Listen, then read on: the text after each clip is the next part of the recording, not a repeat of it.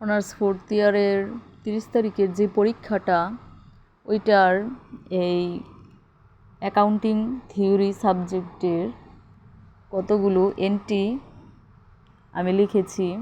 এখানে প্রতিটা অধ্যায়ের এন্ট্রি সুন্দর করে লেখা হয়েছে। নাম্বার জবাবদিহিতা। জবাবদিহিতার এন্ট্রি হচ্ছে মিতব্যয়িতা, জালিয়াতি রোধ, চরিত্র গঠন, আত্মবিশ্বাস, আয় ব্যয়ের প্রামাণ্য দলিল, নিরীক্ষা, কাজকর্মে সফলতা, আয় ধারণার অধ্যায় থেকে কয়েকটি এন্ট্রি, গোপন ব্যয় অধ্যায় থেকে কয়েকটি এন্ট্রি, উদ্দীপনা, ঝুঁকি প্রিমিয়াম, ঋণ চুক্তি, দ্বিপাক্ষিক, কাম্য মূলধন কাঠামো, অস্পর্শনীয় সম্পত্তি, জিএএপি, আইএফআরএস, সর্বজনীন স্বীকৃত স্থিতিপত্র সম্পর্কে। আরেকটা রয়েছে যেটা